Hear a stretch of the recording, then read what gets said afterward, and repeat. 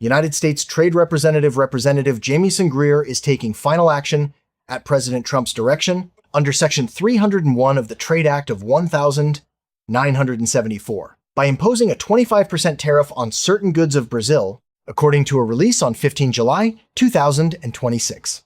Welcome to another episode of Regtalks.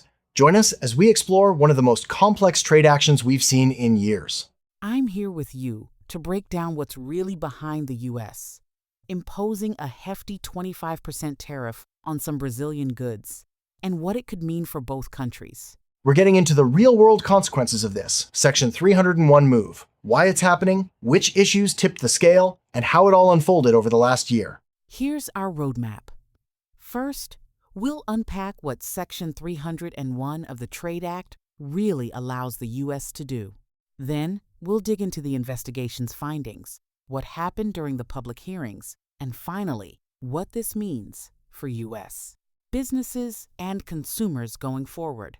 Let's start with the basics. Section 301 is kind of the Swiss Army knife of U.S. trade law, right? It gives the president and USTR a way to respond to unfair foreign practices. That's a great analogy. Section 301 lets the U.S. investigate and then hit back often with tariffs or other measures if another country's actions are seen as hurting American businesses.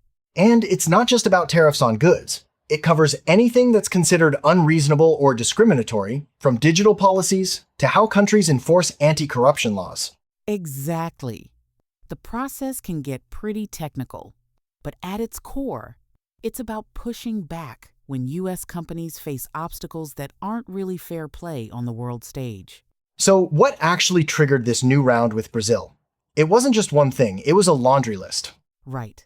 The U.S. flagged issues like Brazil's digital trade and payment rules, preferential tariffs, and even enforcement of anti-corruption laws.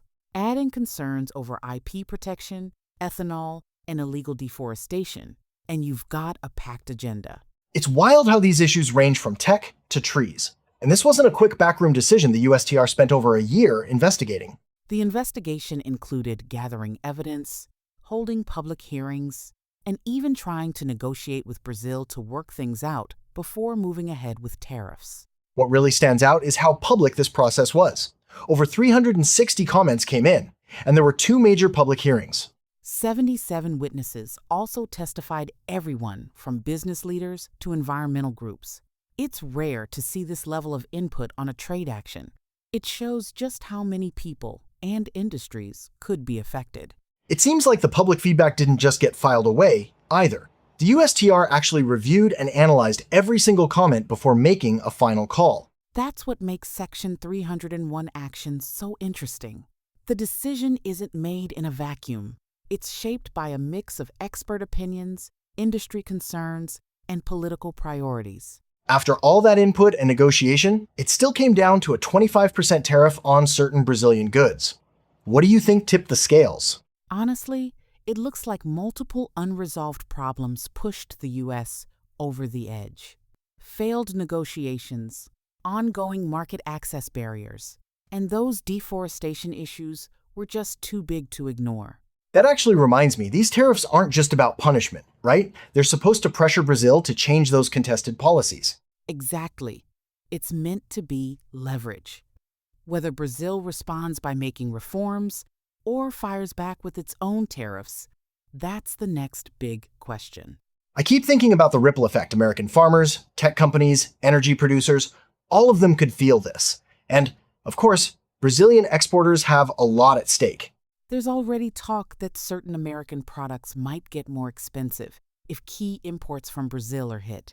On the flip side, it might open up new opportunities for U.S. competitors. But for consumers, that could mean higher prices or less choice, at least in the short term. It's a classic trade-off when tariffs hit supply chains.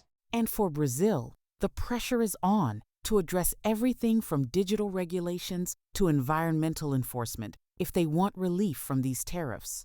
So let's wrap up with what we've learned. First, Section 301 gives the U.S. real teeth in trade disputes even beyond tariffs. Second, the process is anything but secretive, with public hearings and hundreds of voices weighing in before any final action. And third, These decisions have ripple effects, not just on governments, but on everyday businesses and consumers on both sides.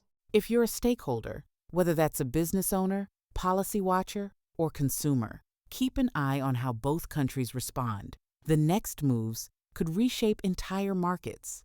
Thanks for joining us to unpack this complex story. Be sure to check our show notes for resources on trade law and updates as this unfolds. Until next time.